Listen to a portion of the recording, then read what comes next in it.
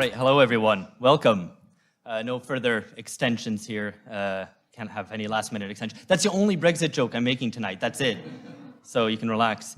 I'm Alex Hochuli. I'm the anchor and one of the co-producers of Auf Bunga Bunga, the global politics podcast at the end of history, and this is Bunga Live. This is our first live event, and so hello to all of you in the room, and also hello to people following us on the live stream.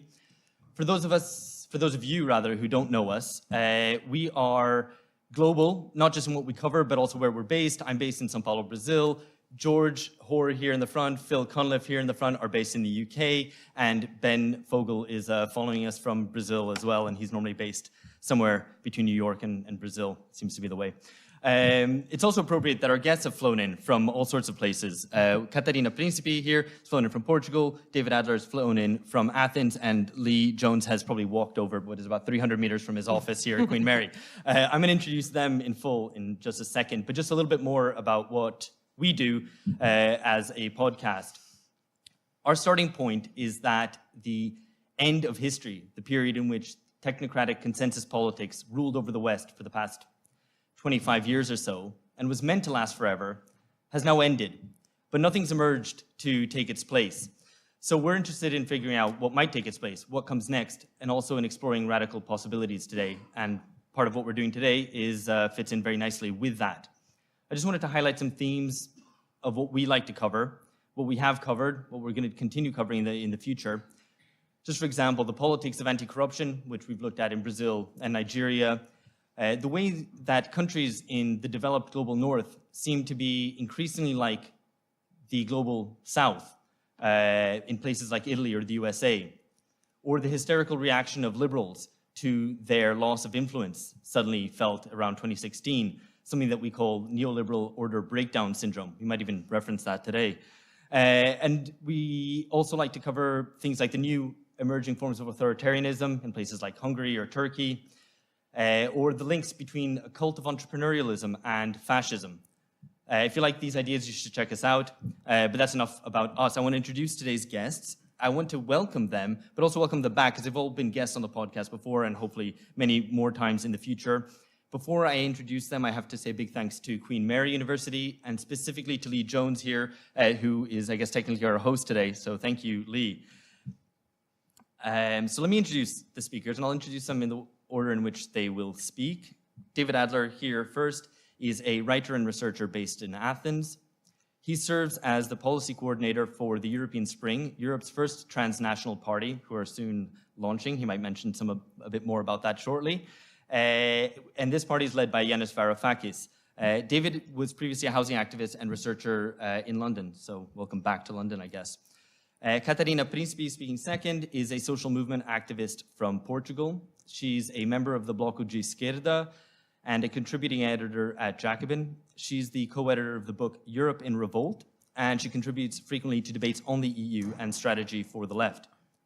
And thirdly, Lee Jones, who I've already mentioned, is reader in international politics here at Queen Mary, University of London, studying political economy, social conflict, state transformation, and security in the global south. And he's an activist in the Universities and College Union and a co-founder of The Full Brexit. So can we welcome all our speakers?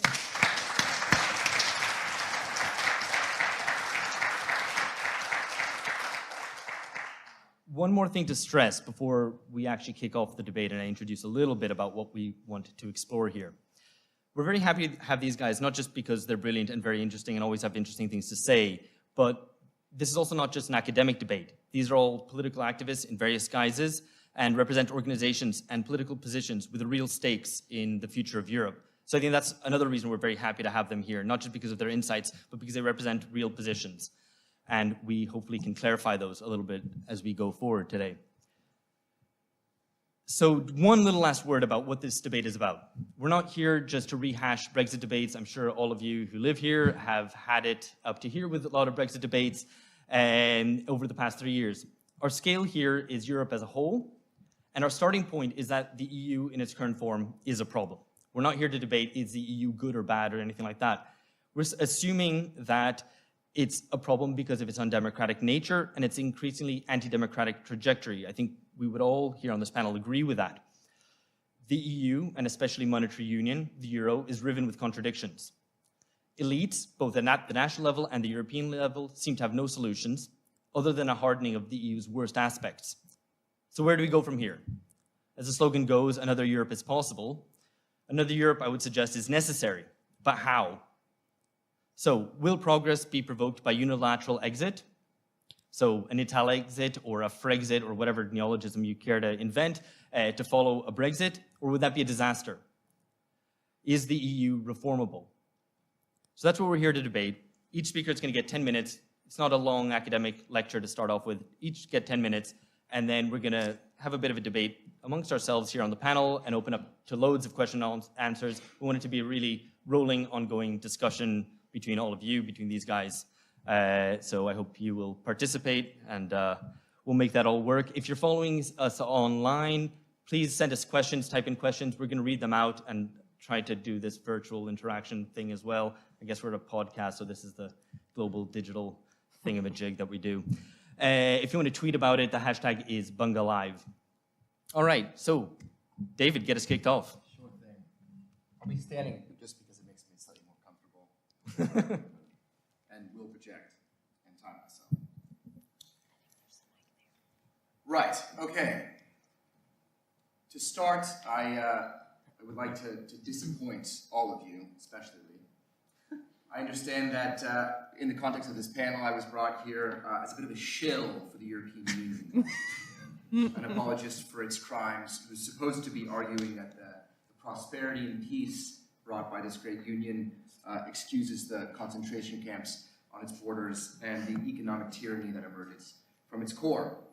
Unfortunately, that's not my position. I agree wholeheartedly with your view that the EU is indeed a neoliberal cabal, guilty of crimes against the humanity. So tonight, on the contrary, it's going to be my primary argument that positions we three represent are actually complementary, and not, as our dear hosts would have it, in conflict. And to make this case, I want to begin by offering some good news and some bad news. As is traditional, I'll start with the bad news. The European Union is not going anywhere. The fortification of the EU that's come as a result of Brexit is pretty much as much evidence as we need. And the fact that almost all the arguments, major arguments for exit that we saw on the left and the right has transformed in the past 9-10 months into arguments for taking over the European Union. We can see this in terms of where Salvini is at, as well as in terms of where the left has gone across much of its periphery. And I want to be clear on this point, that transformation is not actually just because of the authoritarian grip that the EU holds over its empire, as Wolfgang Streeck has recently described it. It's also because of a widespread and durable democratic consensus across virtually the entire Union. People just still, for some reason, like the European Union. So you might want to call that Stockholm Syndrome, and I'm sure we'll get to that in a second. But just as Remainers need to respect the outcome of the Brexit referendum here in Britain, we also need to reckon with the fact that the EU does indeed have a democratic mandate. Now, many Eurosceptics love to argue that my position, let's call it the transform the EU position, or the transnationalist one in the context of this debate, is a fantasy, because another Europe is unlikely. But I would argue that the end of the EU, at least in the short and medium term, is the real fantasy. So I want to begin this debate by grounding us in this bad news. My demand to transform the EU is, above all, the most practical demand that we can make in the context of Europe today, politically. All right, now the good news. The European Union is in a near constant state of exception. There have been almost no movement in the last 10 years in terms of treaties. They've relied almost exclusively on emergency orders and patchwork legislation. Now, for many leftists, this is just further evidence that the EU is an authoritarian nightmare. We damn the treaties to the one hand, and of course we damn their exceptions on the other. In rule as an exception, the EU just works to protect the interests of French and German capitalists. But I want to argue that this, I think, should inspire our transformational agenda. Because the fact that the EU is riddled with exception, I think, is very, very good news. The fact that, for example, the Gilets jaunes were able to force the EU to make exceptions to minimum wage laws which it of course did not allow in Italy, should inspire us, I want to argue tonight, that a movement that is as large, as vicious, and as transnational, and more transnational in scope, which I want to posit has never been tried. We simply have never seen a movement of a Gilets jaunes scale and scope in Europe, could force the hand of the European Union to make those types of concessions from Portugal all the way to Poland. Now, I personally find this tremendously exciting because I believe the EU, once democratized, offers a unique and historic example to develop a transnational politics for the many. We already know very well, all of us in this room, that the EU enables very powerful coordination between the ruling classes of different countries. And I believe, having designed the electoral manifesto for our own coalition, European Spring, that those same mechanisms of coordination can be repurposed for the interests of workers, in just the same way that the nation states once belonged exclusively to its ruling class, and then it was democratized, leading to massive reforms and welfare states for the many, and redistribution across massive territories like Britain. So the EU, I believe, can do the same, again, once democratized, and it is a huge if we can democratize it. At the same time, we've seen time and again the ways in which capital is able to defeat countries who strike out on their own.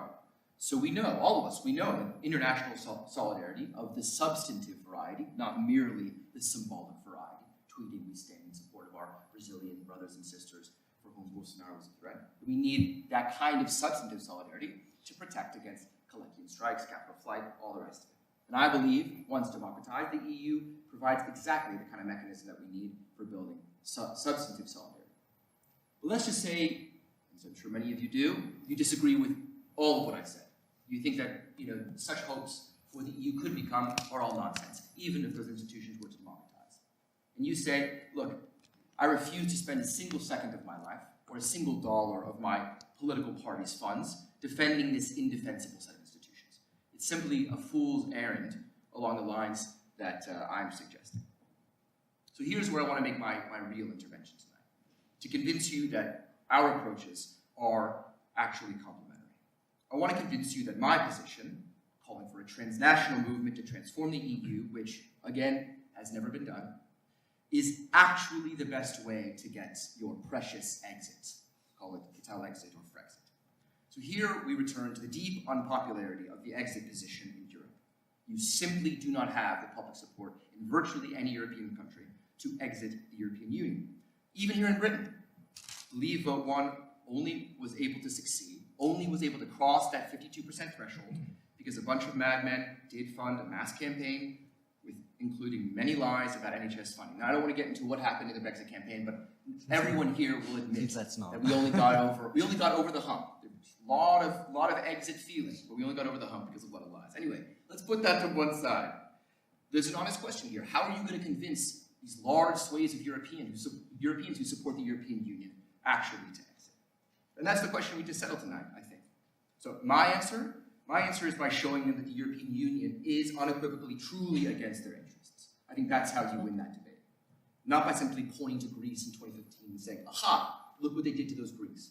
You need to show them in their own contexts that the European Union is against them. To do that, I will argue, you need to show that even when all of Europe is united in calling for reform, is standing behind a program of transformation, is demanding a democratic constitution, is marching in the streets, a la Gilets jaunes, demanding basic decency along its borders, an end to fortress Europe, that even then the EU is incapable of listening. Only then will you really get the destruction of the EU that many of these exiteers so badly pray. So you may be wondering, what do I think about Brexit? Let's go back to that question that I got many frowning faces in the audience. What do I think about Brexit, or even Portuguese exit for that matter? I personally think it's fantastic. If people want to leave the European Union, then fantastic, they should go. We all agree the EU is awful. But my position, and I believe that because I think we need multiple lines of attack. Because of course this sort of doctrine, this ideology of Tina that prevails in Brussels, we need many, many lines of attack to show that many things are possible. We need to radically expand the realm of possibility in all directions, while keeping our minds clear about the need and the shared value of international solidarity. If Portugal or Britain or Greece, for that matter, were able to leave and demonstrate how, on their own, they were able to initiate a socialist revolution that would not have been possible on the inside, that would put incredible pressure on the EU institutions to change their ways or risk a further crisis of legitimacy. So that's my position. I see both a strategic and practical necessity of building a transnational movement that is necessary to transform the European Union. Now, I think we'll get into it later, what precisely I mean by transnational versus international. I will sort of, long story short, argue there again that our positions are complementary and not actually in conflict, that transnationalism is in fact necessary.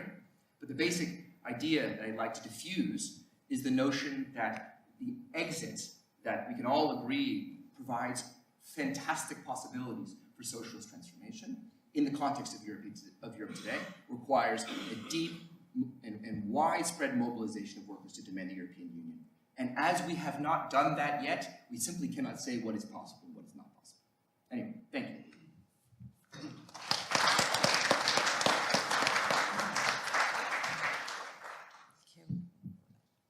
All right, Katarina. It's as you like. You can do it there. You can. Well, I don't know. Okay, I'll just do it here then. So I'm a little bit. I don't know where to start because actually David sort of, took the cards and dealt them again. I had prepared something a little bit different, but I guess I'll say something from what I've prepared and something that comes already in the discussion. I think it might be useful. And what I had prepared to say was a little bit to talk about when we talk about the nature of the European Union. It's not only to say, it's not enough, in my opinion, to say that it's only neoliberal. What does that exactly mean in terms of how we develop a left-wing strategy to get rid of austerity, if we want, and austerity as it is embodied and imposed both by the European Union. And I think what is important when we are talking about this is that we talk about the European Union normally or exclusively as a transnational phenomenon. And so it's a transnational bloc that was built, it was a mercantile, is this how you say it in English? A mercantile aggroupment that was built in order to be able to compete with other big hegemonic economic powers in the world. But the particularity of this aggroupment or reaggroupment is that it's not a single bloc. It's a bloc that is composed by nation states, and these nation states that compose this bloc that is supposed to be unified are actually in economic competition also with one another. And this is what makes the European Union and the solutions to the crisis a very difficult one. Not only in terms of how we analyze it, but also in terms of how we build plausible strategies for any sort of anti-austerity or even socialist policies in this context. And there's another particularity I want to enforce here, and Portugal is an interesting case when we talk about this, is that the European Union is not only an economic bloc, it's also a political bloc. And it's a political bloc that enforces states to transform not only economically, but also politically and legislatively their structure and their organization in order to be a part of this club. And this is a very important thing because what it ends up creating is a sort of political statement where you cannot, within this aggroupment, go neither one way nor the other. Portugal is an interesting case to reflect upon this because we had a revolution in 74 and 75, a socialist revolution. In 76, there was a new constitution which the first phrase of this constitution was, Portugal is a country on its way to socialism. And 3 or 4 years later, the processes of integrating the European Union started in Portugal. And it's interesting to see there's debates in Portugal about this, where some of the leading, let's say, liberal and social democratic and liberal economists at the time were against it. But the Prime Minister, Mário Soares, was the big figure of this process, wanted to implement the process of European integration. And he answered to these economists, although they were against it, because they could see that a process of integration for a small peripheral country, what it would mean economically to Portugal would be, because we had a country, sorry, parenthesis, with very low capital, that was very dependent on the markets of the colonies, and then with the decolonization process, this was over. So the main reason for a prime minister to follow this process was, as he said at the time, a political one. So in order to build a liberal democratic country that would not be threatened by the communist threat, as it was called in Portugal, we needed to be part of this process. So the European Union is also this political regroupment. It's not only economic.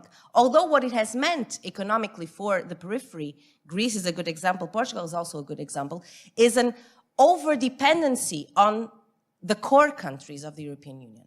So what 40 years of European integration almost for Portugal have meant, well, 33 actually, but if you, whatever, count a little bit, some years before, it has meant the dismantlement of our productive sectors. It has meant a substitution of actual labor by credit that then produces debt crisis like we had, and that's why we had to call the Troika in 2011, and all of this. And it has meant a restructuring of the state itself. And this restructuring of the state is, it's not a small thing. It's something that is important because democracy, and David was talking about democracy, and this is where I think we might, it's not that I fully disagree with what he was saying, but I think we have to talk about democracy in a different way. We cannot talk about democracy just as the capacity of voting. We have to talk about democracy as the basic conditions that we must have in order to make those decisions. So democracy is a very practical and it's a very material question. Democracy is about having the capability and the accessibility to a social state that functions, the capacity of deciding upon the economic priorities of a country, the capacity of having the basic needs fulfilled, the capacity of having jobs. And so this is what, when we talk about democracy, I think we have to link it to a political program. And so I don't think we can talk about democracy disconnecting it from what we're proposing. And in that sense, I think that there are no easy solutions to the crisis that we find ourselves in.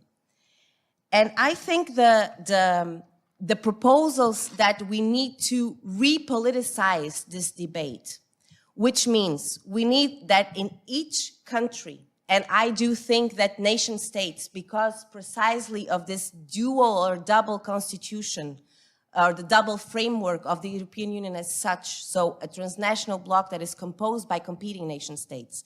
And because the states are still the only space where democracy is embedded in its structure, so democracy in this sense only exists at the national and the subnational level, because all the transnational, bullshit of the European Union, it only answers upwards. There's only accountability upwards. The European Parliament only answers to the Council, for example.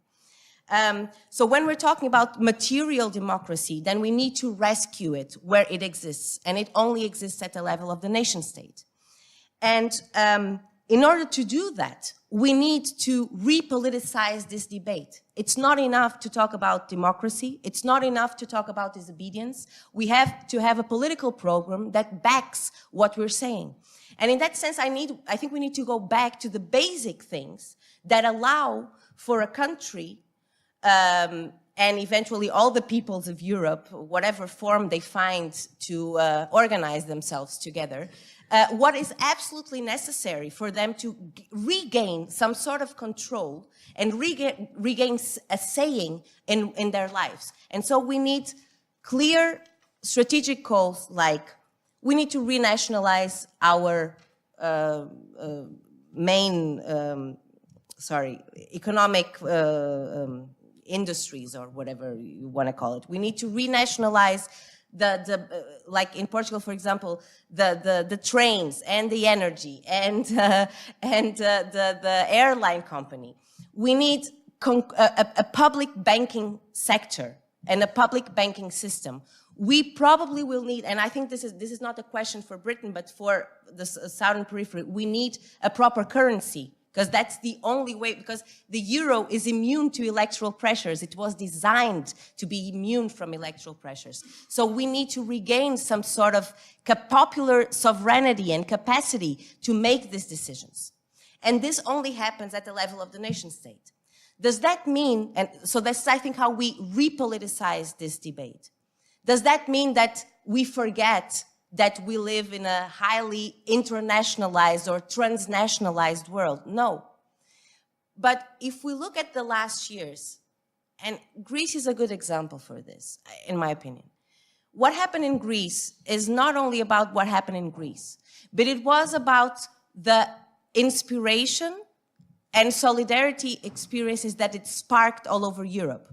Not only when Syriza was gaining ground in Greece, for example, in Spain, Podemos was winning in the polls, but also we could see different kinds of solidarity movements with the Greek people sparkling all over Europe. So this is what I believe, this is how international coordination is done, is the understanding that when things shift in one place, they might shift at another. And by this inspirational grassroots sort of organizations that are not putting our hopes in transnational abstract ideas of coordination. This is how I think we advance socialist policies in a very complex situation as the one that we have today.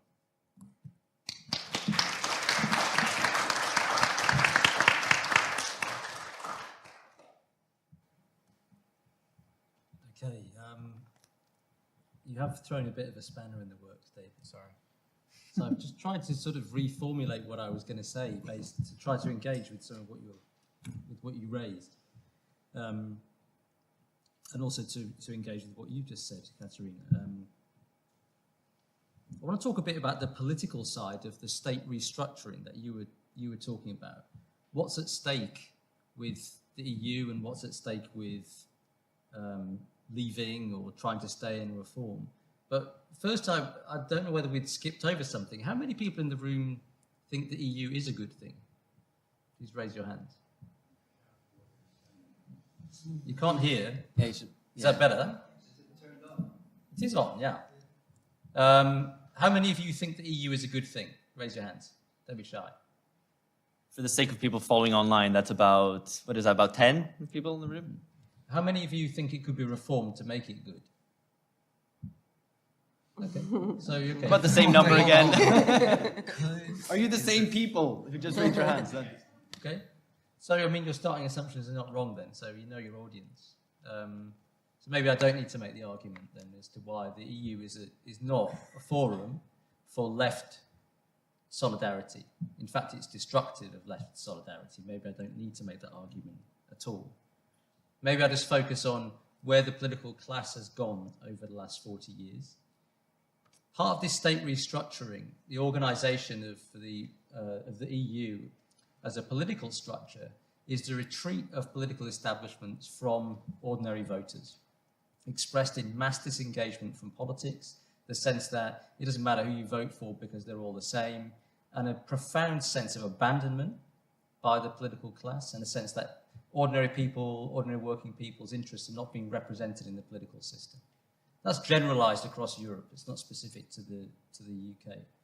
There are lots of different trajectories. So some people, some countries escaping from fascism, they see it as a way of kind of locking in democracy or avoiding communism or whatever. So the trajectories are very different. But the left in general has also thrown its lot in with the EU. And I think here we need to understand that this is not about affection for the European Union. So I don't agree with David there. I don't agree that if you look at opinion polls, you read that people like the EU. That's not the case. I think what's going on here is two different things. One is that there's a profound sense that there is no alternative. the dominant emotion that rules the continent of Europe is fear. It's a fear of change. It's a fear that things can only get worse. In an inversion of the slogan that and the song that boosted Tony Blair to power in 1997. Things can only get worse if you change them. And there's a left version of that. There's a left version of Tina, which is, well, we'll only have our rights taken away from us if we leave the EU. It's only that transnational lock-in that prevents the right triumphing.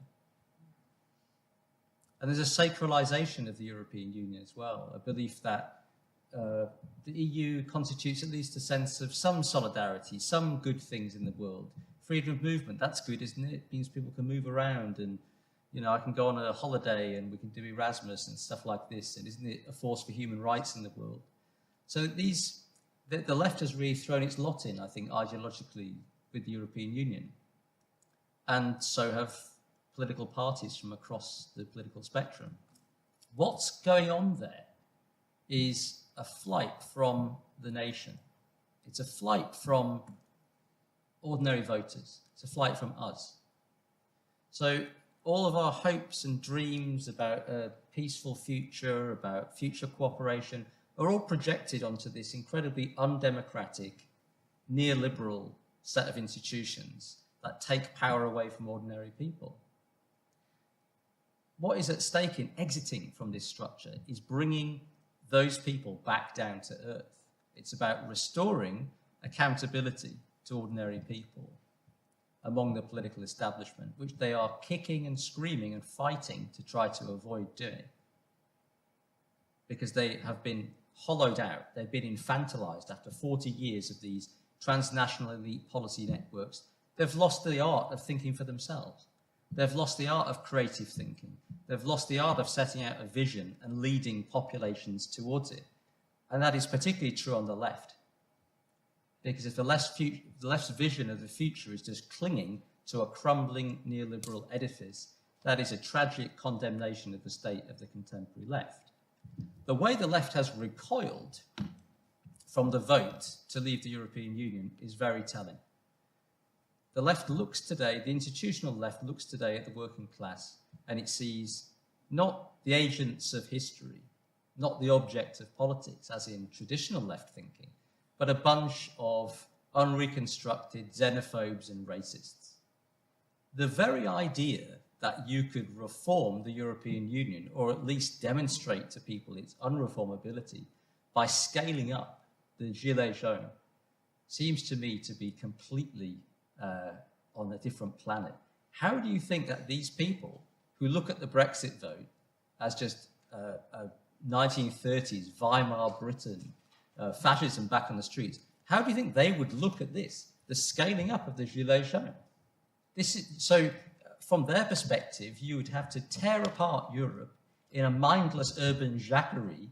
The far right would have taken over. These people would retreat and they would fall back on any form of authoritarianism to prevent that happening. Look at the way that the centre is rallying to Macron in his repressive approach to these protesters.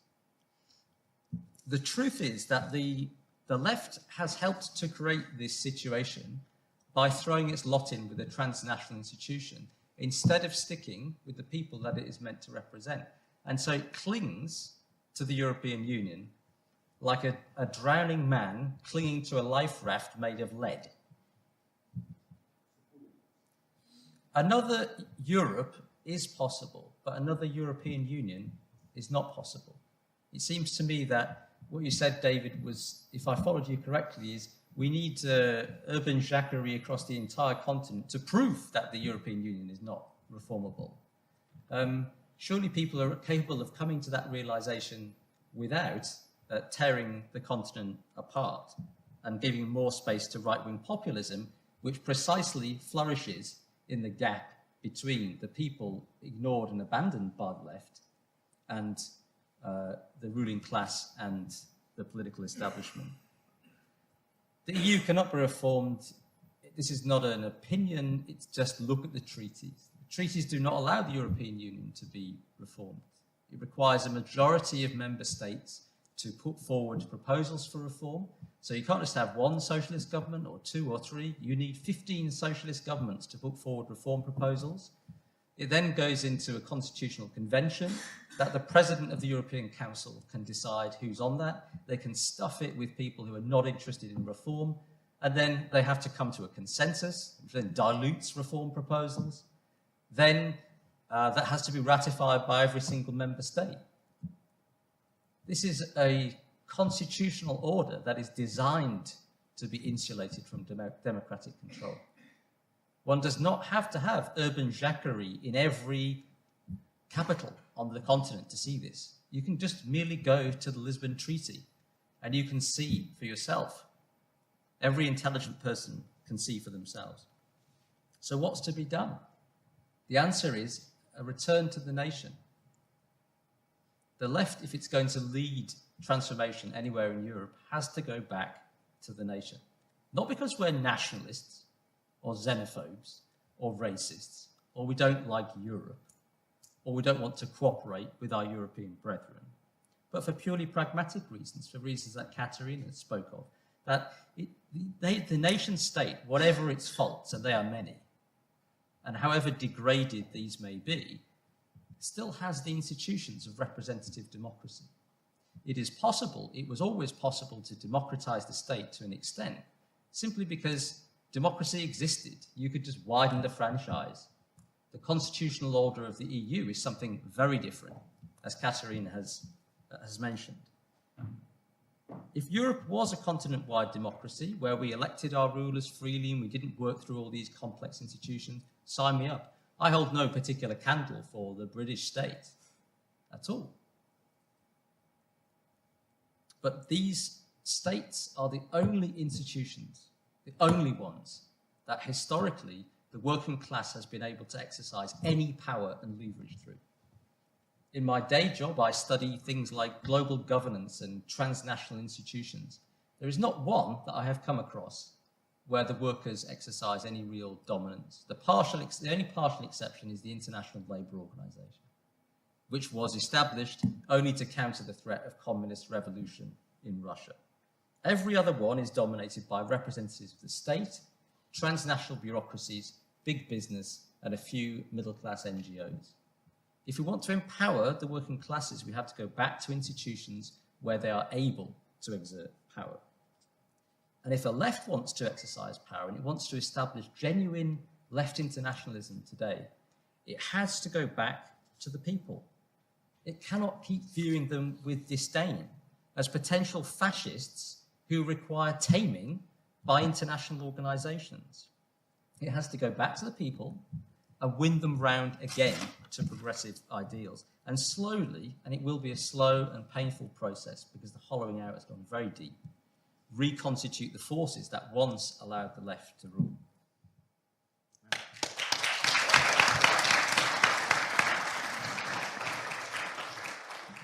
All right, I've got urban jacquerie going over and over in my head now, but I'm not going to ask you. But that's not where we're going now.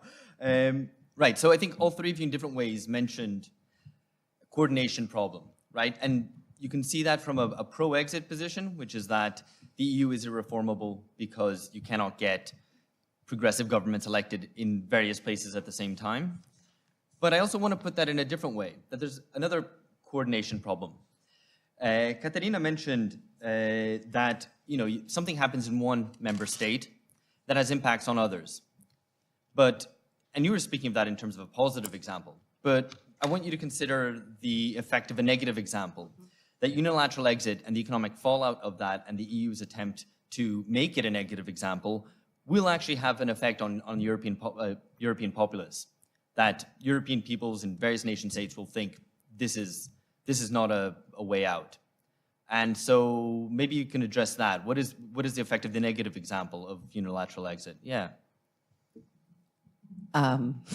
As all complex questions, they should be answered by "it depends" in the beginning. But truly, because Greece is a negative example in many ways. Greece didn't exit, but Greece was a negative example. It's the example of a left-wing party that came into power on the grounds of an anti-austerity program that got completely smashed down by the European institutions. And they accepted it, okay? It's not, they could have not accepted it, and I think that was the wrong choice. But what happened was, in a way, a negative example, is that when you actually have left-wing anti-austerity, anti-neoliberal movements that actually win power, the pressure on them is so huge that Greece was said to be a disciplinary example of how you cannot stand up to the European Union. And so my answer is, it depends, because the reactions and the outcomes of the Greek experience are not only negative. They did open a political debate within other countries within the European Union as we had not had before. So, for example, in Portugal, the possibility, because Portugal found itself in a similar position, because we also were under a memorandum at the time of the Troika, the possibility for the left to openly and vocally say no more sacrifices for the euro. We will leave if we're not allowed to apply anti-austerity measures, the fundamental measures that we want to apply, even if it was only a little bit rhetorical. This political space that Greece allowed to open was a positive one. But it only happened because there were left-wing forces on the ground and in different places that were able to see this opening of this space and take it up and use it. So that's why I say it depends. I think Brexit is complicating this debate for all of us. All this very difficult process of what Brexit has been, and the feeling of impossibility that people feel like, if in Portugal, I mean, I'm talking about Portugal because I think that's also why I was invited for this panel, to give sort of a little bit of a periphery perspective. Like a small, tiny, unimportant country like Portugal, although important in some things, maybe we can go back to it later, because Portugal was also set, Greece was set as a disciplinary example, Portugal was set as the example of what you should do concerning austerity. So if you behave, you know, good boy, if you behave, then we will get you some help and you won't have to ask for a second bailout. And this is a very important thing that happened in the last years. But maybe we can go back to this later, just to finish what Alex asked me. Which I forgot now, what I was going to say. The negative example of Brexit. So for a small country like Portugal, that is not a big country, that doesn't have its own currency, for the people who thought, okay, maybe we can leave and this is possible, and it's, you know, it's a process that can be it's doable. What is happening with the Brexit process opens a lot of questions for people, of course. But anyway, my answer to that question is it depends, because it depends on the relation of forces that a left-wing organization has in each place to take up a certain political moment and try to transform it for its own benefit. I know, David, you guys are bubbling up to respond to that. You're itching. Okay, go. David first. Man, okay. Well, I have many things to say. I too have Jacques in my head.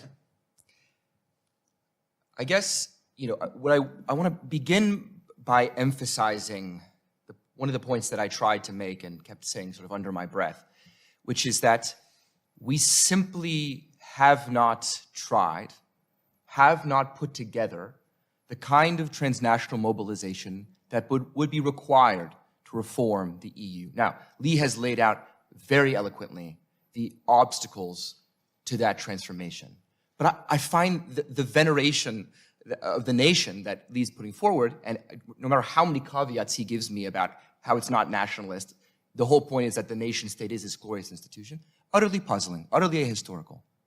We still have a monarchy in this country. There was a moment in time when people looked around and said, fuck it. There's no way we're going to beat this monarchy. There's no way we're going to democratize this country.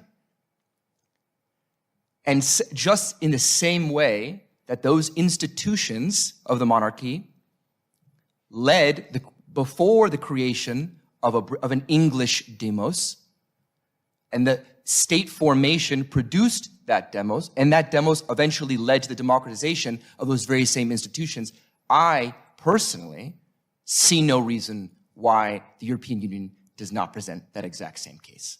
So, pointing to me the institutional obstacles that are set forward for a democratic movement, which we've never had, which in 2015 you may recall that no one stood by Greece, no one stood by Syriza as they got battered in the Eurogroup, battered by the Commission, battered by the Troika. No one. They were coward. Now, I get that that's built into the infrastructure of the European Union. My point is that we have never simply tried this experiment. Now, Lee, you may tell us again that it's not worth trying. And I stand in support with my Brexit brethren and sistren to say, fuck it, let's go whole hog on this. But Lee has not answered the question of what we do with the rest of Europe. Where do what does that leave with the Germans and the French? I find it very, very telling that you would damn the urban jacquerie for inviting the radical right when your boy Nigel Farage is one of the leading voices on Brexit marching down to London at this very moment. Not my boy. But Brexit, all of these moments of rupture, to use Mr. Lapavitsa's famous phrase, invite forces of good and forces of evil to their side. You may accuse me of being an idealist, but I'm trying to read this history forward. I'm trying to understand how democracy in these sacred institutions of working class power that we have since enshrined in only the last 150 years in this thing called a nation state cannot be repurposed on a transnational level. I get that, and you were very glib about the ILO. I don't think we should be. It's an important case study. But my point is, when it comes to what these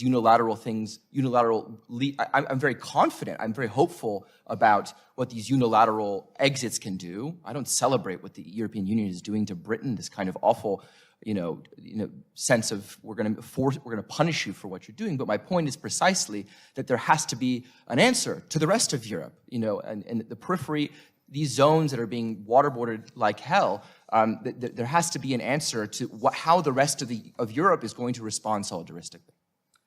Lee, David did mention earlier in his introductory remarks the Gilets jaunes. There were protests, Gilets jaunes style protests in Belgium and in Italy. So a European demos is there to be created, is it not? And yes, it's not. The working class is not inserted into European institutions in the way that it might be to a certain extent at the nation-state level. But is this not an opportunity for left leadership on a transnational basis, even if not inserted at the level of European institutions? Is this not a moment for the creation of a European demos? No. All right, we're done here. I really feel like this continued focus on the EU is a continuation of the problem that I mentioned earlier on. It's the flight from the nation. It's the idea that we can just throw our weight at this transnational institution and what? I mean, the point of strategy is that we're supposed to think about where we are, where we want to get to, and then have some plausible mechanisms in between that links the two things, right? So I would like to, when you say, is it possible, not possible? Well, I've laid out the reasons why it's not possible, which is institutionally it's designed to be impossible. But what is the reasonable mechanism? I mean, if you read European Spring's manifesto, I mean, it's all very eloquent about the problems and the flaws of the EU.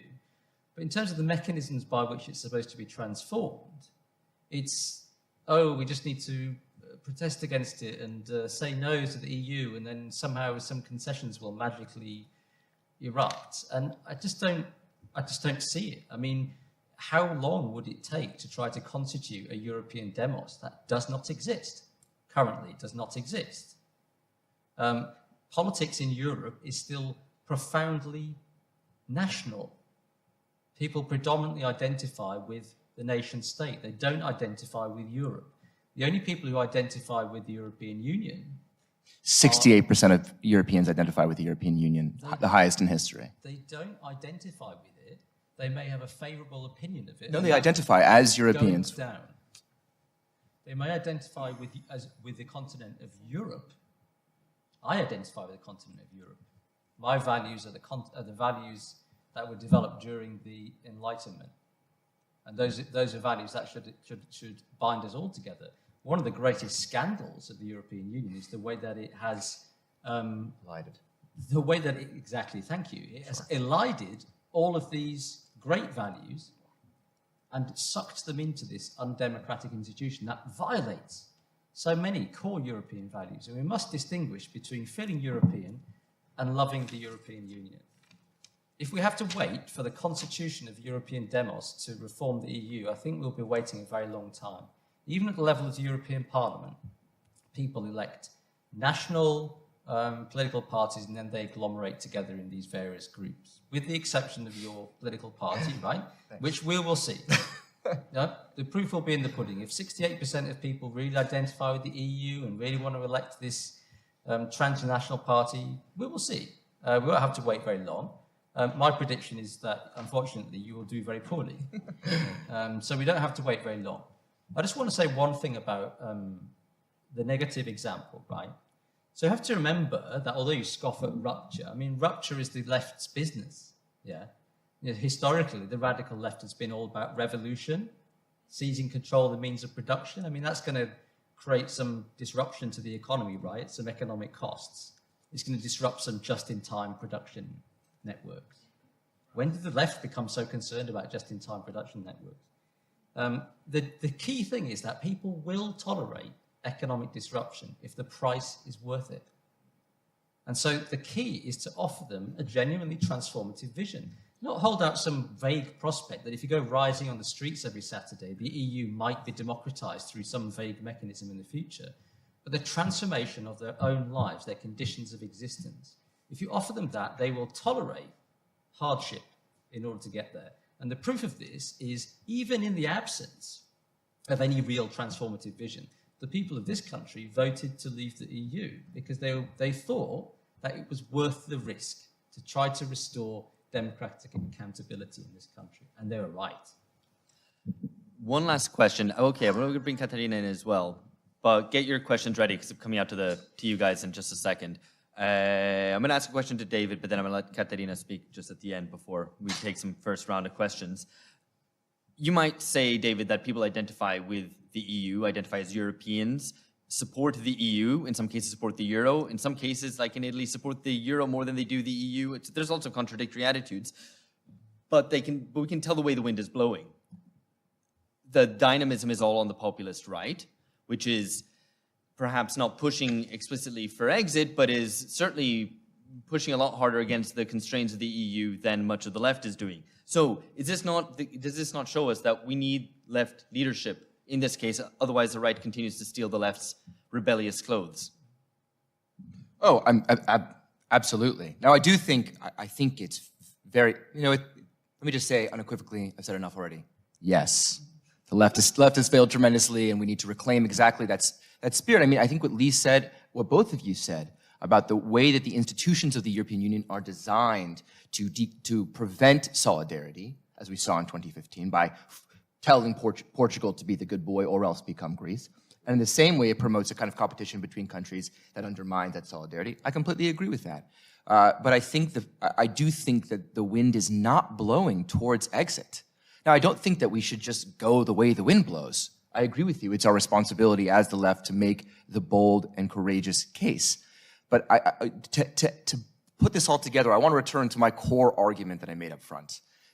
Regardless of how red in the face I became as Lee was speaking, I genuinely believe that if our core goal is rupture, is the destruction of the European Union as it exists today, the only way to do that is collectively. I think that if the unilateral case of Brexit and the painful negative case of Brexit teaches us one thing, it's that the only way that we're going to have successful, productive, exciting exits is if all the people, if the entire European demos, which I insist already exists, will stand together and support each individual country if it chooses democratically to exit.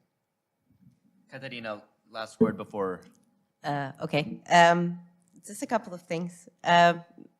one little thing about the state, maybe just to engage in this discussion again.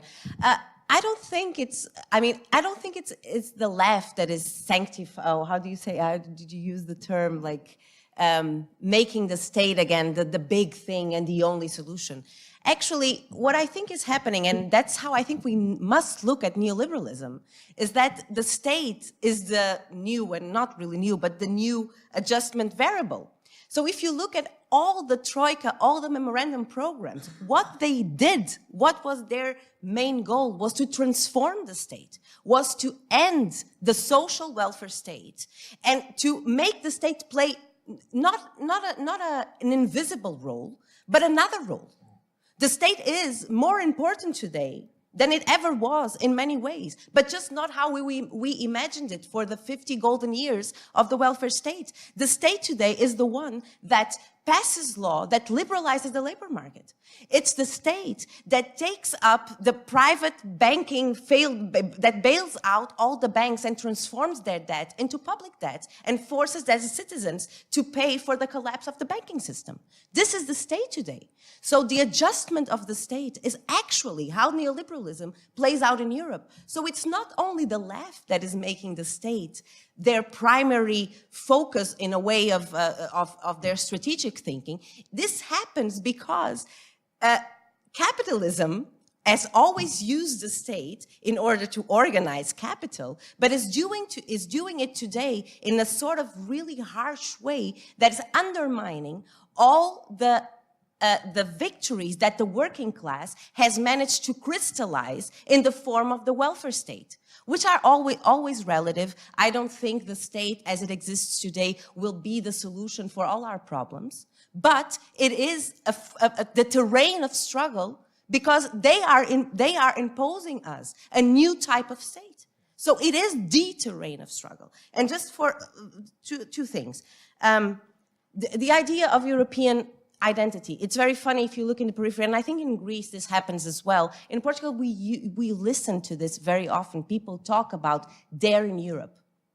They're in Europe. They decide they're in Europe. So for the periphery, this idea of European identity, Europe is one thing, but this idea of European identity as integrated in the European Union, it's a very complicated issue. And I don't think we can say that 68% of the people do agree with this.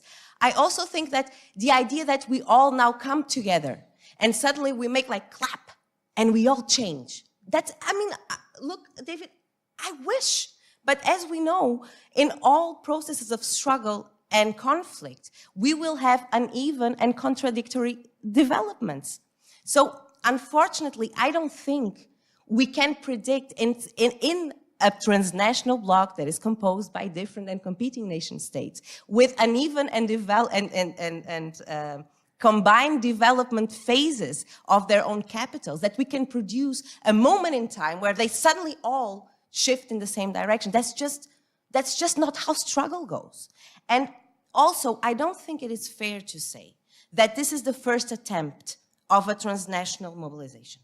Because how do you then read what happened? Because I was a part of that. How do you read the European social forums? How do you read the movements of the people united against the Troika in 2012 and 13? How do you read the attempts of a multi-state general strike that happened in 2012? And how do you read, even if I don't agree with its political aims today, how do you read the existence of the Party of the European Left? I mean, there has been attempts of actual organizing, and I mean, we've seen where they are today. All right, let's see hands. Who wants to ask a question? Do you have a roving mic or my okay, great. Let's start up right up at the top.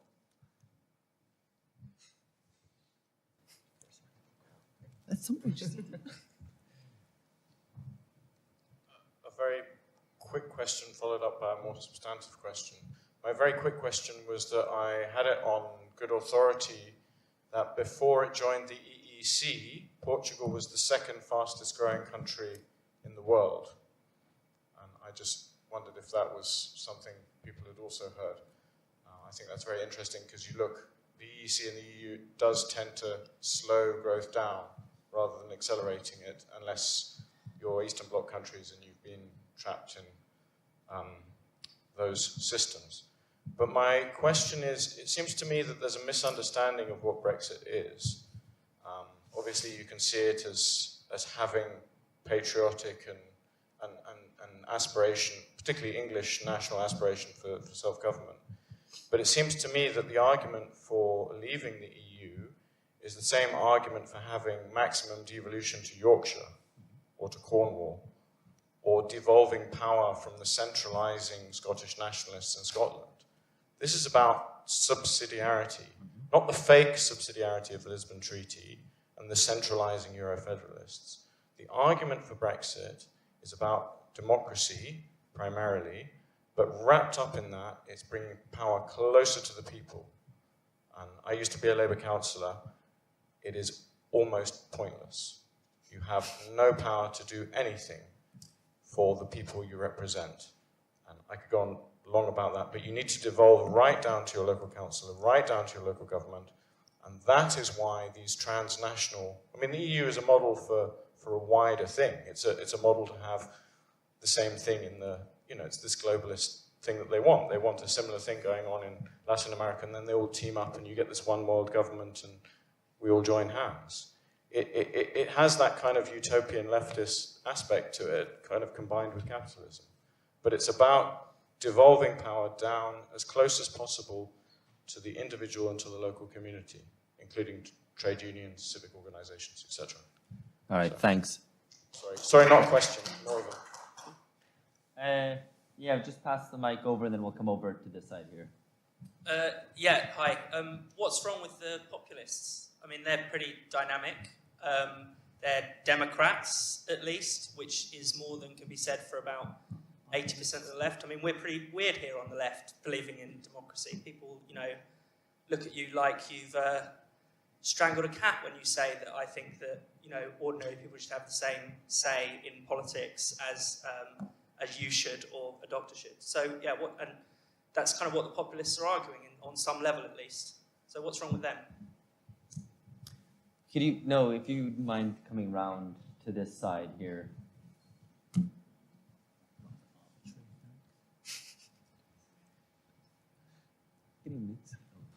Support student ambassador. I didn't realize it was that.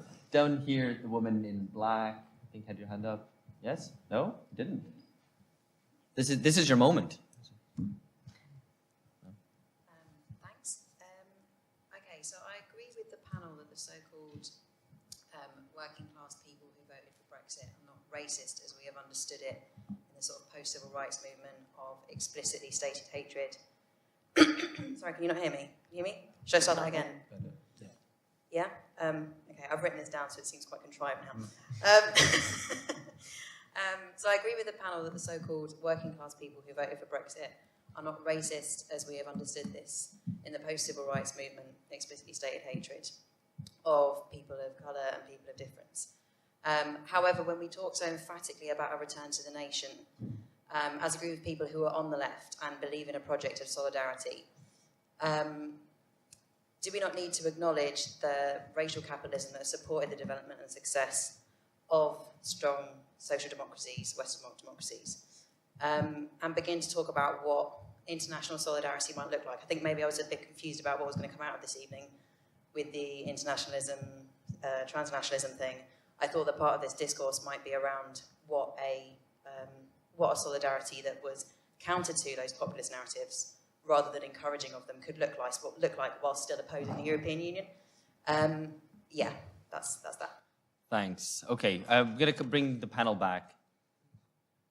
I'm going to bring the panel back now. But we basically have, bringing democracy closer to people, and that's what Brexit is. 2, populists are actually all right because they're Democrats. And 3, we haven't been talking about what we were meant to be talking about, and you're rightly correcting us. Internationalism or transnationalism. What does internationalism look like in the 21st century in Europe? Let's go. No one wants to talk. All right, let's go. I prepared something on this. So I think the first and third questions and the second question, I think they are related in an important way, which is that, I am curious to know a bit more from the organizers what you had in mind when you pitted together this internationalist versus transnationalist, because, well, again, my sense is that that these things are deeply complementary, that you cannot, let's talk about devolution. So, as many people have made this case, but, substantive sovereignty requires more than just exit, right? It requires a lot of international coordination. I can't have personal sovereignty unless there are norms that allow me to move through the world freely and without fearing the violence of others.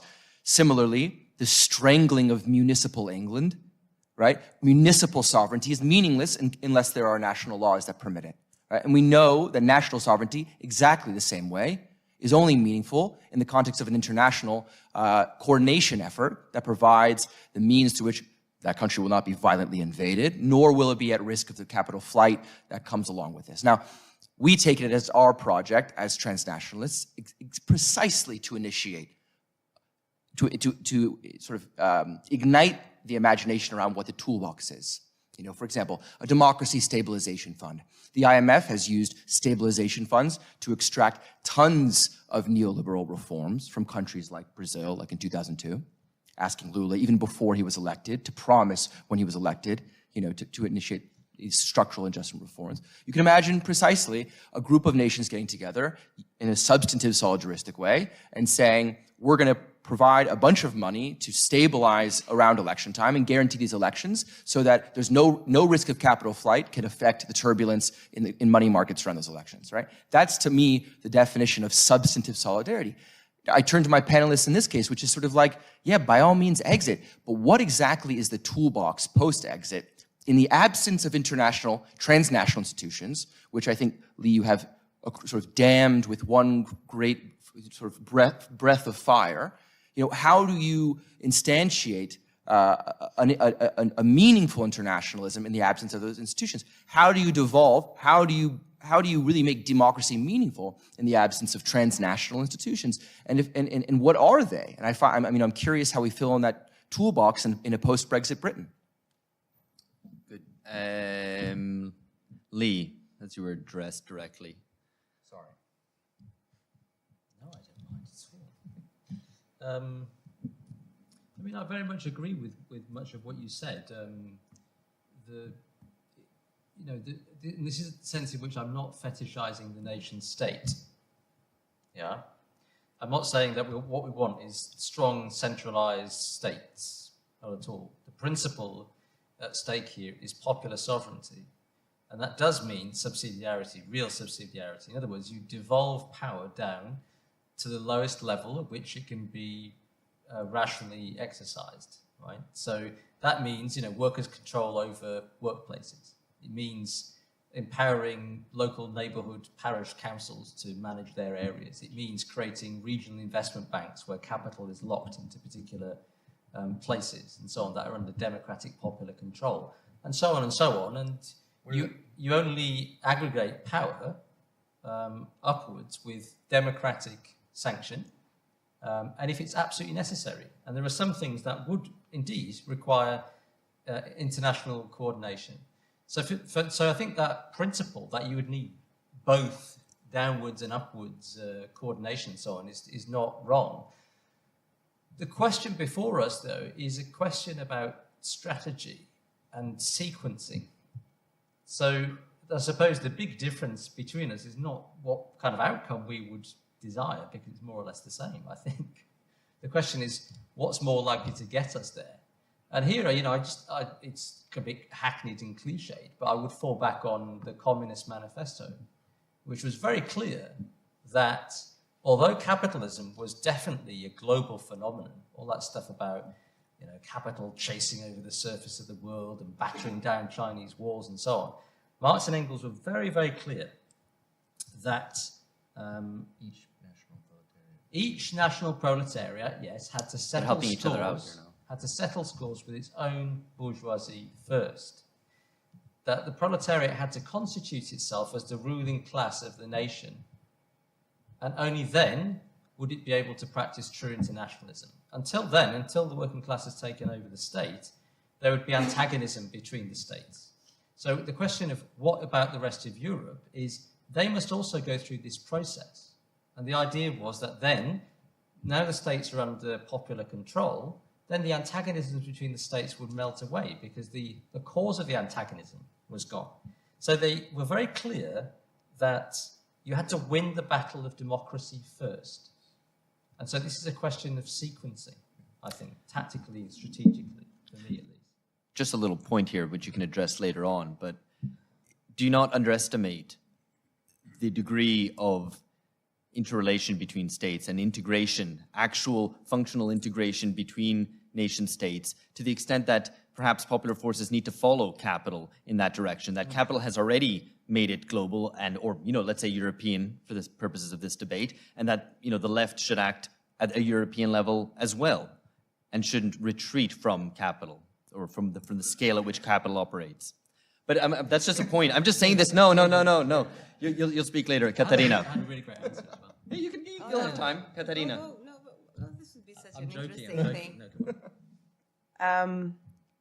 So just, I don't know if it was actually a question or just a comment about Portugal in the process of European integration. It depends on what you consider growth. Of course, after, Portugal was the long-lasting dictatorship or post-authoritarian or whatever you want to call it, post-fascist, soft-fascist state in Europe, were a highly underdeveloped economy, a very underdeveloped bourgeoisie, actually, very rentist, very statist, very lazy, really still is. It's true. And of course, with the opening of Portugal to the European market, Portugal was flooded with what we call structural funds in order to modernize and build all the infrastructure of the country, which created, of course, new types of jobs. There's actually it's interesting to see what happened to the Portuguese bourgeoisie at that time, because some adapted and some not, and that's why also some of them were not in favor of European integration. I think it's important sometimes to remember ourselves that the bourgeoisie is not a fully hegemonic bloc that always thinks the same, but there's also contradictions and conflicts within it. So that's my answer to you is that, or my comment to this is that it depends on what you consider growth. Of course there was growth, especially if you compare to what existed before, but the question is, what was the outcome of this growth? And what did we have to lose in order to have this type of growth and liberal integration? What's wrong with populists? I'm not sure if I got your question, but I'm trying to go through it. I don't know if, Yeah, the populists are democratizing, that they are more democratic than anyone else on the scene today. Well, I'm not sure what populists we're talking about, because there's also different populists. Are we talking about Salvini, or are we talking about Podemos, because they also consider themselves left populist? So I think it also depends. But my main opinion about this idea of left populism is that it tries to simplify what are otherwise very complex questions, and that it tries to give very simple answers to things that do have simple answers, but are more complex than the simple answers that populists tendentially want to give. And so the problem is that it, again, depoliticizes struggle and political proposals. It does depoliticize politics. So when we talk about Iglesias has this speech where he talks about the society of the mice and the rat. Fine, it's funny, it's nice.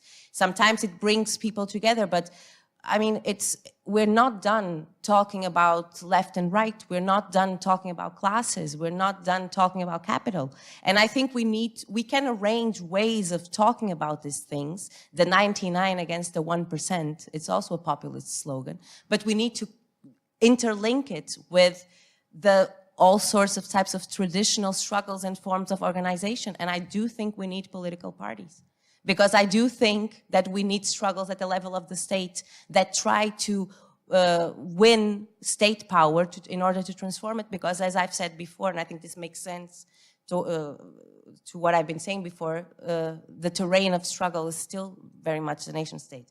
And one thing, because I think your question is really interesting, and I don't think we can answer it only, although I appreciate it, and I would like to discuss this idea of this stagiest idea on internationalism, because I agree with you, but at the same time, I think there's a level to which some transformations at the nation state, or the capacity of a certain proletariat to actually win state power, depends on a conjunctural dynamic that cannot be just locked within the space of the nation. And I think, like, for example, the big debates between Germany and Russia explain or elucidate or give light to one of this, or are an example of this dynamic.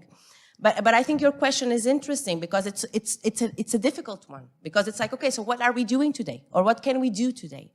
And I'm not sure I have very good answers to you. I think there are several attempts at this, and that are beyond the struggles that left-wing parties or organizations or movements do at the level of the nation state, because I think they also exist, and I think they are very important. So I want to answer that internationalism, we also built it from where we are, so it's a sort of like internal internationalism.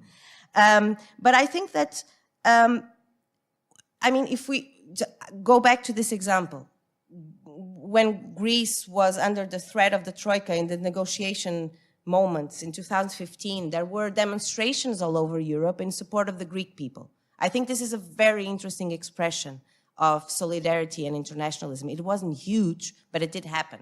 I think there are some structures that could be helpful. The European Trade Union Confederation, with all its problems. I mean, why not? Why shouldn't we be discussing about how to try to influence it more? But we need struggles at the national level in order to win trade unions, so that we can actually influence this sort of structure.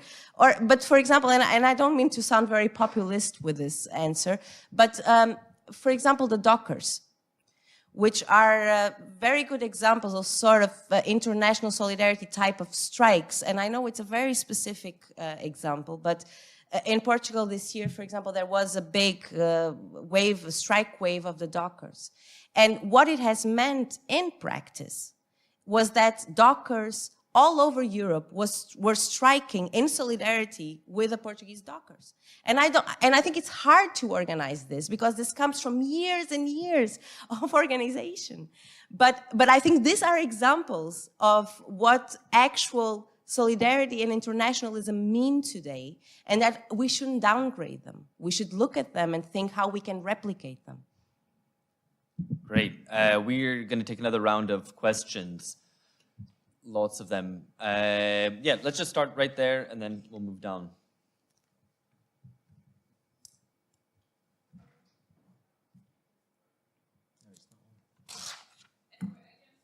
Oh, if you wouldn't mind, I think at the bottom of the mic there's a button, a little red button to turn it on. Hello? Yeah, now it works. Thank you for the presentation. I had a quick question. Where does overseas Europe fit in the discussion? Because I've heard, I'm French, and I know that French has overseas territories, the same with other countries, so I was just wondering where this does fit when you mention internationalism and transnationalism, if you're taking into account overseas Europe. Thank you. Great, excellent. These guys up here were waiting for a while. Sorry, I've made you go the wrong way. Up at the top, in the middle. It's terrible mic direction on my part, sorry.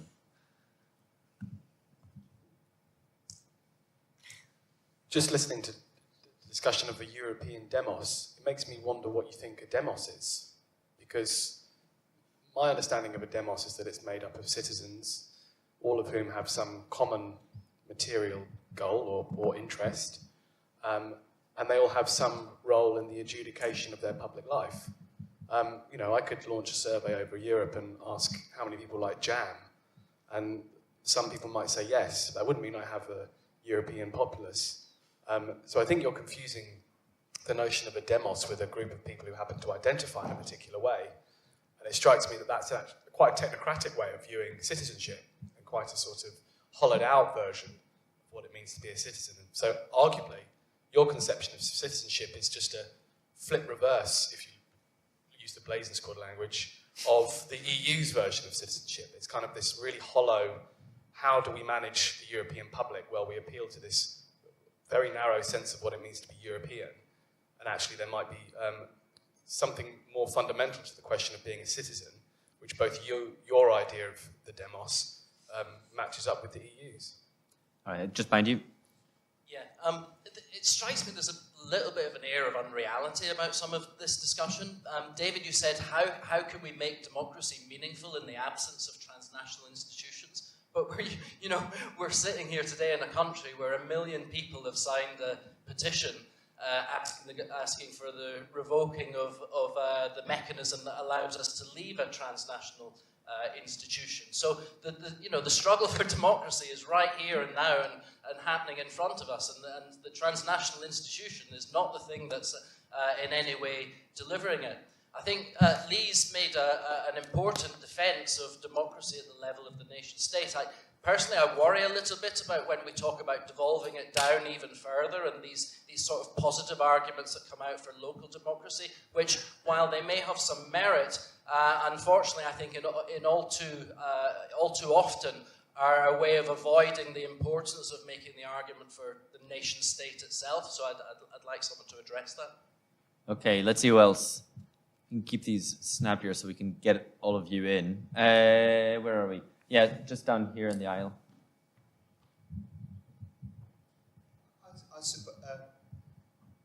Hello. Hi, I'm James Harper.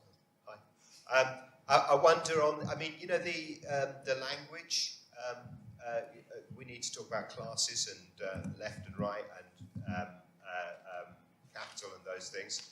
But all those terminologies is the dead language of a movement of the 1840s, which we've lived under. And I've kind of wished that we could free ourselves in a way, because where people are making history now. It's actually happening now, and they're beginning to work out for themselves how to talk about these problems they're confronting now. And I'm not sure that it's really helping them to say, would you pay attention, please, to the Communist Manifesto? Because the Communist Manifesto was written back then to try and summarize what was new and what was striking. I think it seems very exciting to me right now. All these things are happening. So maybe we shouldn't be seeking to make people bow down before the categories of the past, and try and elicit in this current moment what is the poetry of the future. We should be thinking about what how these movements, which seem very exciting, where they're going to go, not how we can bang them into the received opinion of the past ages. All right, who else? Someone else? Where are we? Okay, down here, front of the middle, and then we're going to take some questions from people not present. They're not dead, they're just in different places and connecting virtually. Am I live? Sounds like that. Right, I'm just going to look around the room because, I suspect I'm one of about maybe 3 or 4 at the absolute most who were able to vote in the previous British referendum on the EU. Now, I want to make 2 points, one of which is a strategic one, and the other is a more theoretical and tactical one. And I'm going to try and get there by personal history. That's the point about the 1975 referendum.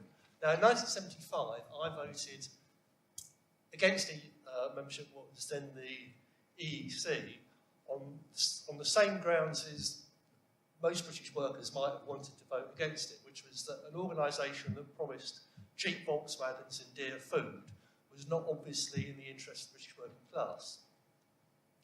In the 1990s, I was more sympathetic to Europe because of the law and the social charter as some kind of defence against Thatcherism.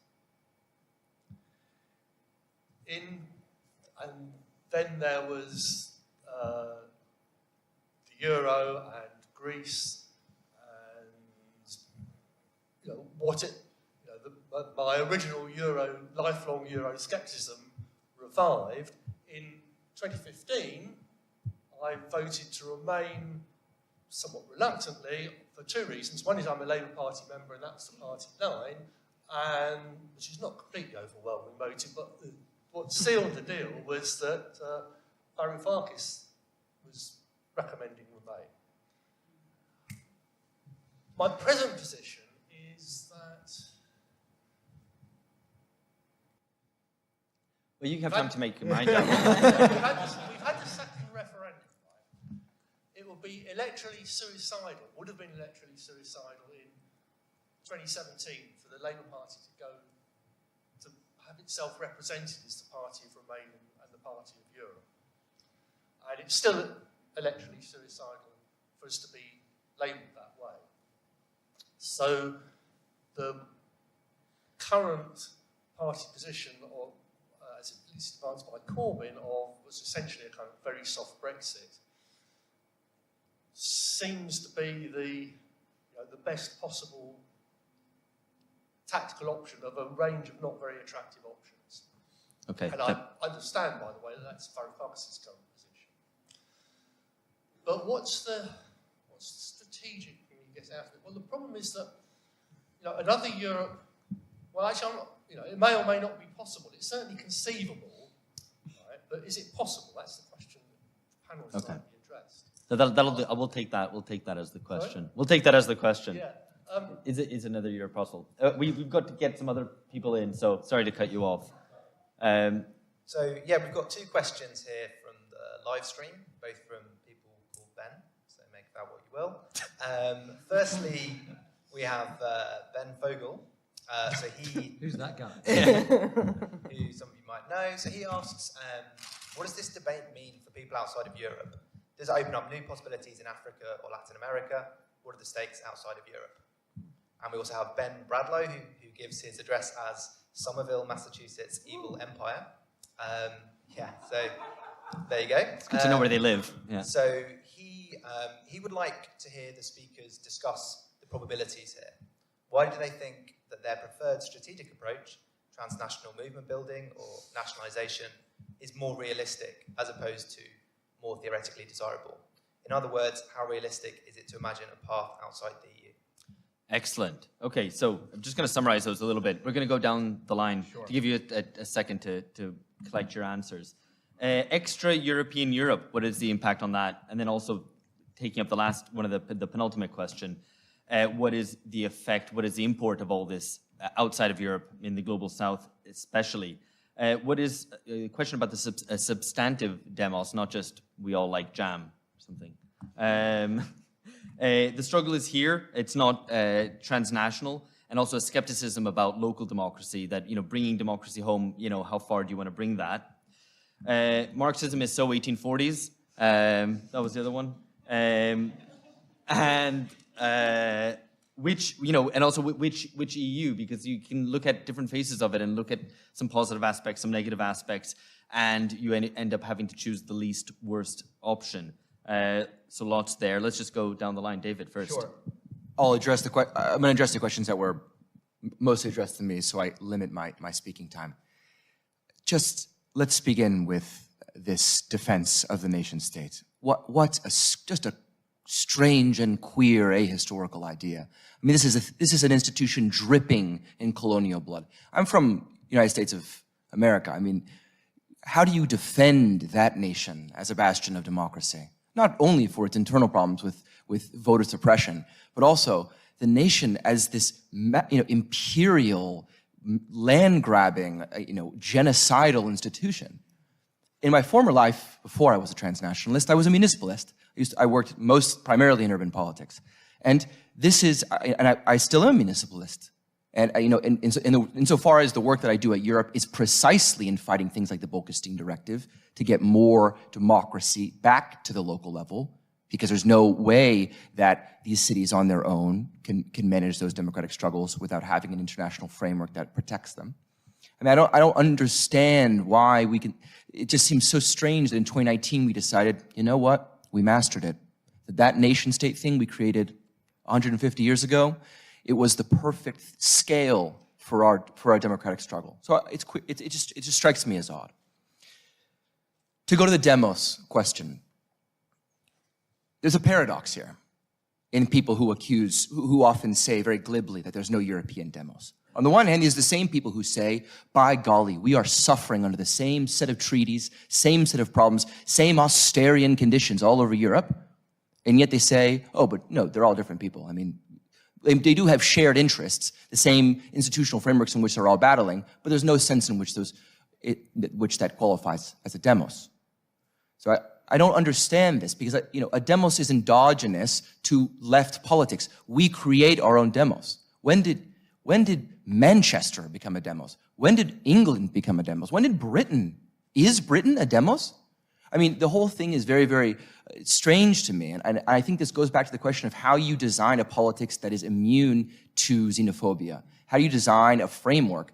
I'm going to be worse than 1840s Marxism. As a humanist, I think Lee was very glib about freedom of movement as the thing for people, vacationing in Mallorca. But this is a claim that's, I think, foundational to making a transnational politics that is sufficiently humanistic. So, to me, this notion of what qualifies as demos is so, it's in the same vein as the nation-state defense, so reactionary in terms of its taking today as the, petrified state of politics as it will always be. So here we come to the strategic question posed by my dear friend Ben Bradlow in Somerville, Massachusetts, which is, I just think that all of us here are right. Like, we have to do all of this. There's no choice that we have not to mobilize transnationally, because as I've said before, there is no substantive democracy at the national level, certainly on the periphery of Europe, but definitely in developing countries outside of Europe, if there is not transnational mobilization and a strong internationalist toolbox for protecting democracy at those levels. At the same time, making a very strong case at the national level that, man, if it's in our interest, we got to get out of this European Union to be strategic in order to build our own democracies. I think that's fantastic. Now, I also am empiricist about this. If Britain can succeed in this experiment of Brexit, if a Corbyn government can make this thing sing, how wonderful. Even the Germans may see the wisdom of exit and may throw their hands up and say, you know what, we did this all wrong. Let's walk away from this European Union. But I think, it's going to take firing on all cylinders to make this thing called democracy work again, or work for the first time. All right, can you guys keep it brief? Because I think we want to go for one last quick round of... No, that was good, that was good. But one last round of questions as well, and then final summing up. So, yeah. So just try to address a lot of questions together, which relates to the question online about why is it realistic? And this is, I suppose, the whole hinge of what I'm trying to argue is about realism. And, I'm not interested in making the case for the nation state. Really not. I don't think there's anything particularly special about the nation state. It didn't always exist. It won't always necessarily exist. Identification with it, it's not a natural phenomenon. We can imagine beyond it, but we aren't there.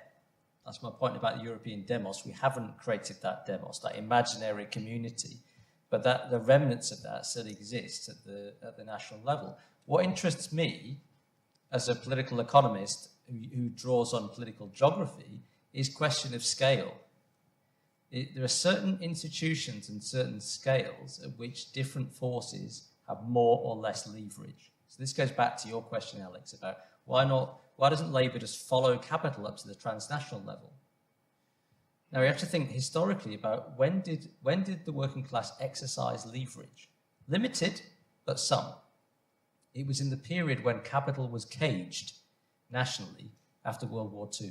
There was a deliberate decision taken to euthanize the rentiers, as Keynes put it. In fact, they were only anaesthetized, unfortunately. They were caged, and in that moment, the balance of forces then changed because capital was forced to negotiate with Labour and make some concessions to Labour. The uncaging of capital in the late 1970s, early 1980s, was what destroyed the leverage of Labour.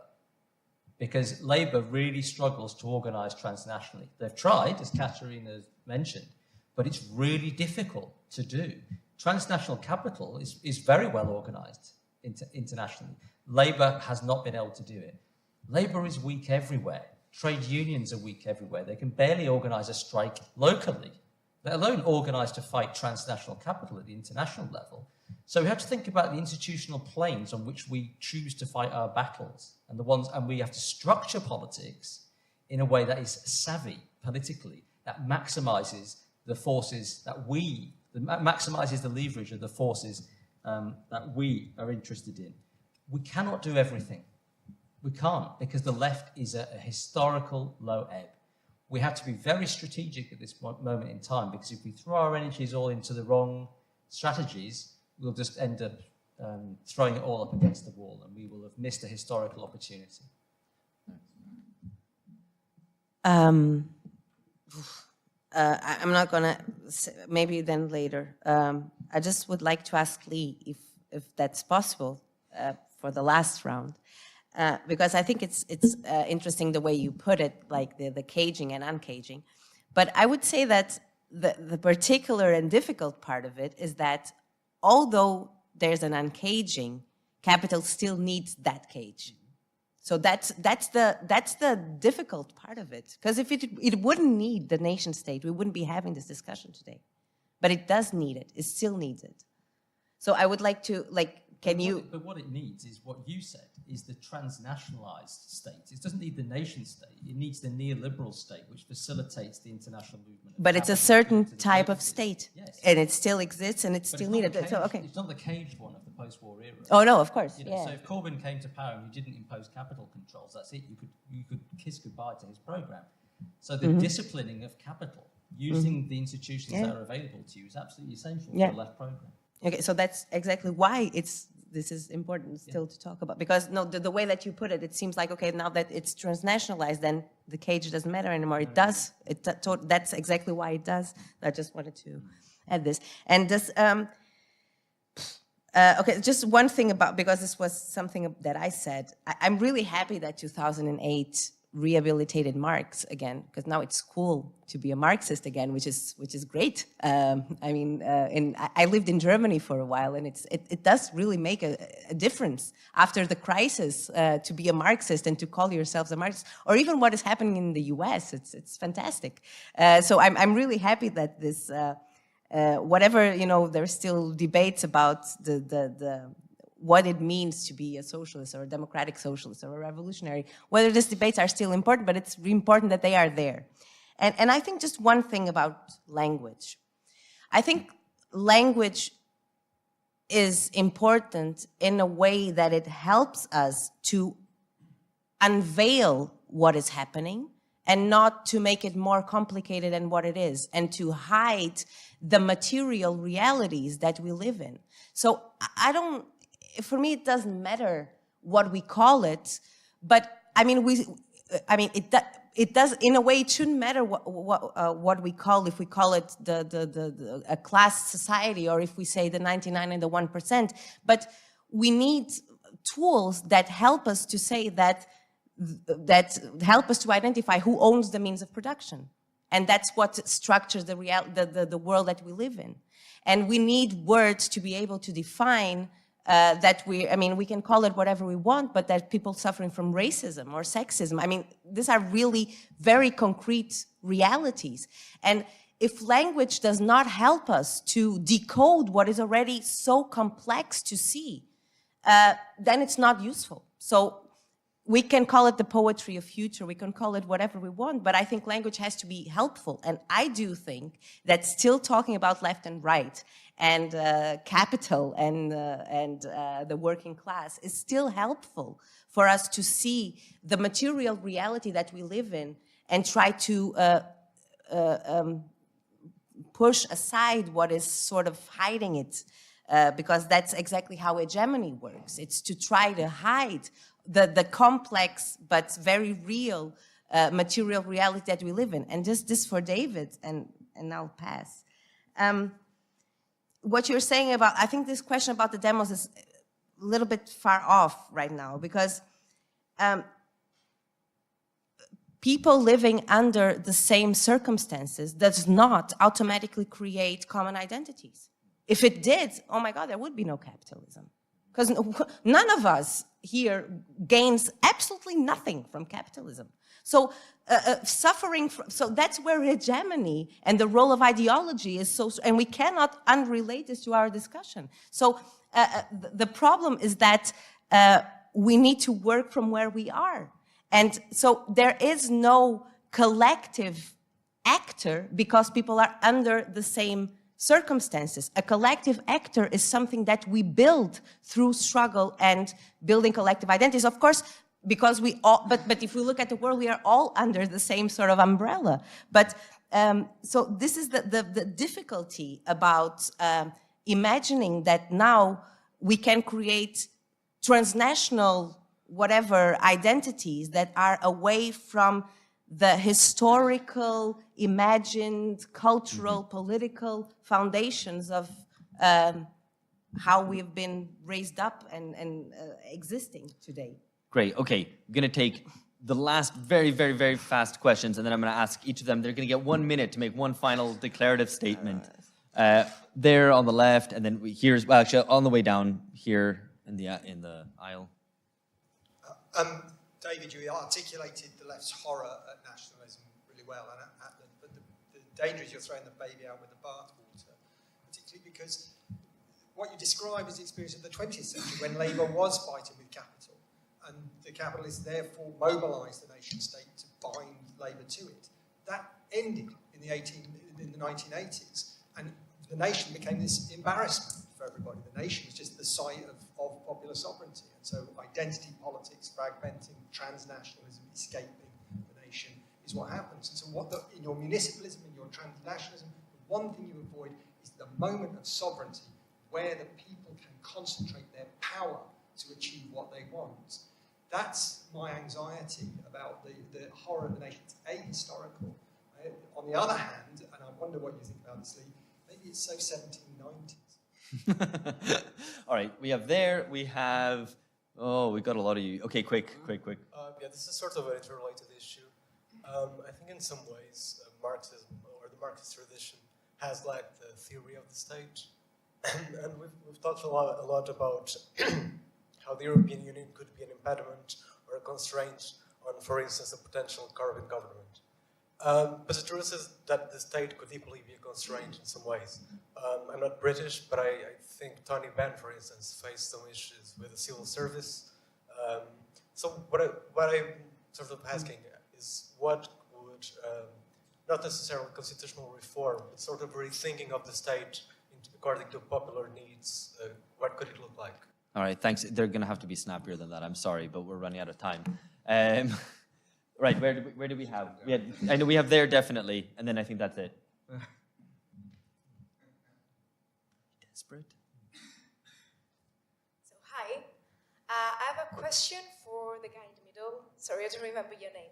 Because you said that you're an economist politician. Therefore, I have a kind of technical question. So I've engaged with the political debate, which is, can capitalism be tamed? So there is, as you have mentioned Marx before, there is a theory, which is the theory of crisis, which says that capitalism inevitably will bring crisis, because in its own nature and in its own institutions will bring crisis. So because you interestingly talked about strategy and about, I think, little concrete paces that can tame capitalism, how would you explain this in concrete terms? Okay, excellent. That might be actually a question we have to discuss in the pub afterwards, because we're going to have to wrap this up. 1 minute from each of you in the reverse order. So we're going to start with Lee, who's making faces at me for only giving him a minute. Oh, okay. No. So we've achieved something. So I mean, there was one question that was directed at me. So capitalism cannot be tamed. Crises of capitalism will continue to happen. But as the GFC showed, the global financial crisis showed, with the left very weak, it doesn't mean that there will be some kind of rupture and people will rise up and stop it. It has to be grasped. that you have to constitute the forces capable of actually caging capital and doing something to it. But in the end, I think it has to be overthrown. And you cannot stop the crisis tendencies of capitalism. I mean, I'm not quite sure I understood your question, but, we can chat afterwards if I've not quite understood. Okay, Katarina. I don't know what to say. For the first ban, and maybe for you also up there, which I don't think any of us has actually answered, and I don't know if I have an answer to it. I think that if we think about just maybe as a last word, if we think about the crisis in the European Union and we think about this dynamics of core periphery, we can look at it as a small, sort of small-scale example to what happens in the world. And like, in a way, like the definition of, when I talk about Portugal or Greece and we talk about the periphery, actually at the world scale, it's not really a periphery. It's what some people might call a semi-periphery, because it's still territorially and economically and politically part of what would be called the world center. But in a way, within the European Union, we can think about all these questions of uneven and combined development, the relation between center and periphery, the necessity of coordination, but at the same time, autonomous sorts of struggle at the world level. But I think that's a very vague question that it's very hard for me to answer. And just one thing for you. Also, no time, maybe we can talk about it later, but I think there are attempts on Marxist theory and beyond it, or also and other schools of thought, if you want, about the question of rethinking the state. But I think that's absolutely a necessity when we talk about left strategy. But I think that's also been part of a big tradition within the left of thinking about the state, how it's constituted, but also about how it can be changed, and also big debates within the left for 100 years about differences on the topic. Finally, David. Sure. I guess to finish, I'd like to really return to my plea to defang this debate and think about the ways in which our approaches are complementary and not in conflict. I think it's crucial for us to remember that capital is extremely creative at any scale, and that we not fetishize any one of these individual scales as being the solution to our problem, but requiring a mobilization on all of them. I think, what makes me feel anxious when we talk about the European Union as this ironclad set of institutions, whatever their merit, the sort of Troika always wins idea, it's just, it feels like it's not historicized. I mean, all of these things will always change. Like I said in my initial remarks, this thing is in a permanent state of exception precisely because capital requires so much creativity. What that means is that we work together, we fight on all these fronts, and the fact that I call for a transnational movement should not be seen as exclusive of supporting Britons to reclaim democracy in their country, because we're going to need to reform at all these scales the institutional arrangements in order to empower people and provide for democracy. And it's crucial that those of us who are fighting for reclaiming the nation state from footloose capital still bear in mind that need to be thinking internationally, to move beyond tweets of solidarity, to fill out a toolbox, and perhaps, yes, to think creatively about what something like an ILO, if we're going to be pragmatic, something like an ILO, something like a UN, God forbid, can be repurposed and transformed. So I think that we have to think synthetically about how we can attack the claim that there is no alternative on multiple fronts. All right, thank you. And these all have been brilliant. Can we thank them?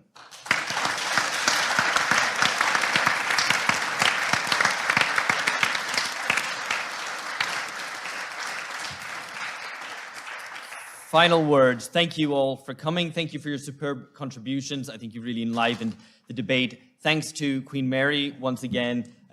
We're Alpha Bunga Bunga. We're only getting started. This question of sovereignty, at what level, what scale, is something that we're going to continue discussing. If you're not aware of us, please follow us.